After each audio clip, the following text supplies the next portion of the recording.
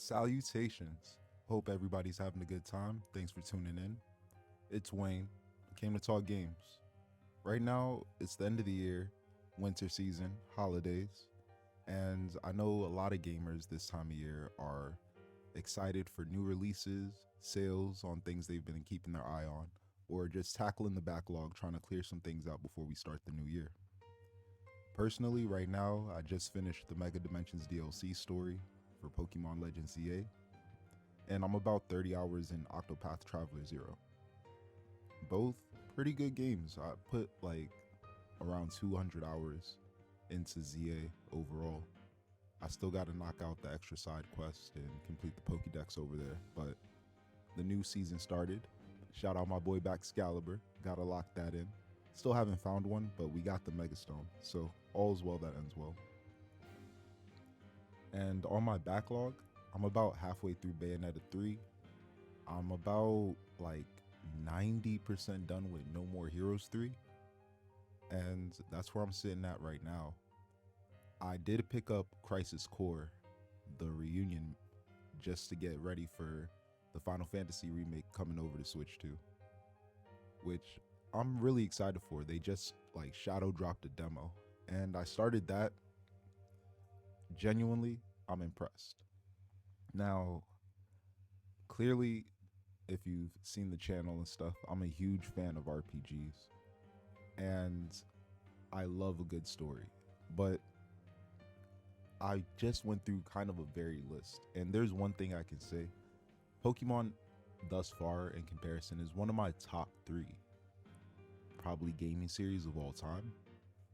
And I always find it funny being a Pokemon fan because it comes to a point where there's nothing but animosity and like disdain and a lot of hate mongering in the community of Pokemon Online, which is one thing about the internet that I feel like overall as a community, like we gotta take a step aside from, because I'm in the city and the real life Pokemon community here is super big. A lot of love. Yeah, we have our scalpers, we have our like gen hackers, all that good stuff, but well, not so good, I guess. Depends on what side of the sword you fall on. But all in all, like in comparison to the internet, you'd swear for as much as people play and talk about Pokemon, they really don't like it. And personally, I've been having a great time with it. So I bring that up to say that I go and I play games for different reasons. And Pokemon Legends ZA was the first time in a long time where I went into this game blind. No spoilers, no leaks, no preset expectations or any of that good jazz. And I've been tapped in like online as far as like Pokemon since like Koro way back, like all the back when Shady Penguin was on his real jazz, all that stuff, keeping up with Nexus and Nappy, da da da, all XYZ. You know, I've been a fan for a while, but this was the first time coming up. I was like, you know what? Let me just see for what they have. And at no given point do I expect Pokemon to be this 4K cinema masterpiece. That's why I play games like Final Fantasy, Bayonetta, Kingdom Hearts, you know, because those games. And one thing about Kingdom Hearts, we need to bring the full version over to Switch 2. Like, I'm tired of the cloud version. The whole purpose of the Switch 2, or the main selling point of Switch in general, is supposed to be portable consoles you could take with you. So why are we getting cloud versions? What if I don't have Wi-Fi? Because I'm out and about in the real world, but I just want to take a break real quick, play some Switch. Bring the full ports of Kingdom Hearts over to Switch. But back to the graphics, I really want to talk about that because are we playing the same game? For real, for real. I don't get it because so many of us playing Pokemon or online with Pokemon, we talk about like the windows, bro. The windows, that was a huge talking point on Pokemon before the game's release based off of trailers and stuff. And I seen clips and then I went to go watch the video for myself. And I thought it was funny. I genuinely thought he was just like trolling with comedy, but then like swiping up, reading comments, and even what 2 months removed from the game's release, about like a week after DLC, people are really,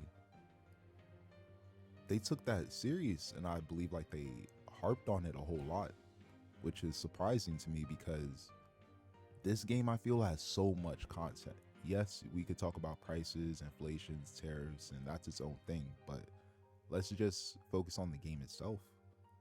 There's a lot of content, and even beyond that, yes, they could have flushed out a lot more with Kalos and integrating like tourism from different other cities and stuff. Like Karina was the only, at least Karina acknowledged the rollerblades and her being the gym leader. I could mess with that. Like she dropped the rollerblade stick. It would have been cool if we got to rollerblade because personally I feel running around the city, eh, you know. But if we're only gonna run, I'd rather just run through one city than have to run through a whole region, you know? So give or take. But for what it is, like in comparison to Pokemon, this is better than Scarlet and Violet, hands down. Now, is this better than Legends Arceus? I believe that falls on to you, if because there's certain people that they really like the breeding and the catching and those monster taming aspects of Pokemon. And there's others like me who, yeah, we enjoy that, but we like building up our own team so we could battle, you know, like so we could like test it out, see how far we gone. So I think that's really where it goes in between the two Legends games. But both of them give you a great side of both, and they both integrated new mechanics on both facets. So to each his own. But even talking about Scarlet and Violet, going that whole time in that whole era online, everybody was, I've seen the videos, I've seen the clips. Um People's games were crashing, bugging out. I feel like a lot of that, like it might have started on some genuine like, oh, what's going on, but then people started going out their way to break the game. But personally in my playthrough, I never experienced like any crashes or weirdness. I think one time, if any, I got caught in the cave by Alfrenada, and I just like saved and restarted, and then it was fine. The DLCs for those games, the two parts, the Teal Mask and Indigo Disc, I loved it, and I feel like the Teal Mask was, it was a cool like filler arc, you know. It was clearly, that's how I take it. It was cool filler arc, and it did integrate like some cool mini games and the new terrain, and how Kitakami gave shout outs to like Johto, and you know, I mess with that. But I was super gassed for the Indigo Disc because it was so like competitive oriented, and it was a nice like streamlined way of getting people a taste of competitive, you know. And the story in that was a lot, it was a lot cooler. It was fleshed out. The cutscenes in that were smooth. Playing that on the TV or on the OLED like handheld mode was dope. And going from there to Legends EA, I think it was worth the wait, and I think it was definitely worth it for real, for real. But that's just me.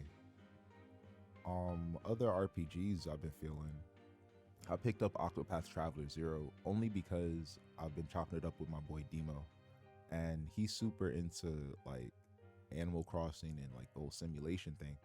And so are a few people in my life, and I've never gotten into Animal Crossing. I really am only on Nintendo for the most part.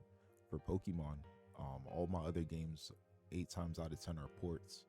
So I wanted to go into this year like trying new things, and you know, certain things I could jump headfirst into, like horror games or thrillers and stuff, or novels. But other things I want to like, you know, step by step, feel it out. And Octopath Traveler Zero came at the right time. It has its own town building mechanic as well as like a full-fledged RPG. and I like the battle system in that. I don't play mobile games for the most part. I have like TCG, Pokemon, and I used to mess around with Pokemon Go early on, but I don't really play games on my phone like that these days. So I wasn't aware until I like did a little research on the game that it was adapted from a mobile game. But the battle system in that game is smooth. I like the break system. That's cool. And the fact that you can really walk around with 8 characters is hilarious. And it really gives me Magical Star Sign vibes from the DS. That was one of my favorite RPGs. I actually just finished replaying that earlier this year. Got through that, saw the credits. So that's where I'm at with it. As far as the backlog with Bayonetta 3, it's funny because I've been putting off that game because I don't like stealth mode, like where you play as John and stuff. And so I'm getting like halfway through. I think I get through like after you fight the the the wild dog guy for the second time or whatever, you know, and Egypt and all that stuff. Finish Egypt, all that good jazz, right? And it goes into stealth mode. And I remember I'm on my commute to work and I instantly just switch games. Instantly switch games. And then like I want to say maybe a week or two later, Pokemon comes out and then I lock in there. And so I finish the main story of Pokemon like a good while, and I finish the Pokédex, get the shiny charm, do my 1,000 battles, and I'm sitting behind my TV and I'm like, you know what? Let me thug out Bayonetta. So I go into stealth mode, and apparently it was like I really just had to do 3 things. Like it was a smooth little boss fight, and then I hopped 3 floors, and then boom, I'm playing as Viola again. I laughed for like 10 minutes, closed the game again, and went back because even little things like that, I bring that up because I'm not sure how you approach your backlog, but with having so much choice, it becomes easy to really just switch out and like procrastinate at the smallest or slight or first inconvenience. And that's one thing I see myself as a gamer that I'm gonna try and really knock out going into this year, because right now my backlog's small. There's a couple games I'm looking into I'm gonna add, but thus far it's small. We got Bayonetta 3, I gotta finish that out, and No More Heroes 3, I gotta finish that out. But that's kind of like one of those games like when there's really like nothing, you know, I kind of just go back in there because it's a great game. And honestly, if you haven't played No More Heroes from the Wii all the way through, check it out on Switch. I'd say that for sure. But yeah, games I'm looking to add to or see soon, for sure, Resident Evil Requiem.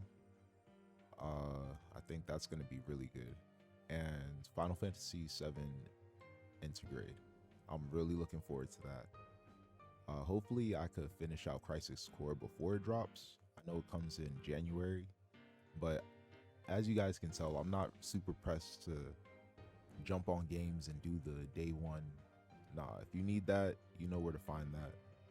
I'm here to just share, chop it up, discuss, and have a good time playing these RPGs. I might mess around and experience some other games and whatever, but let's just chop it up. Hope y'all staying blessed. Have a good one. We out.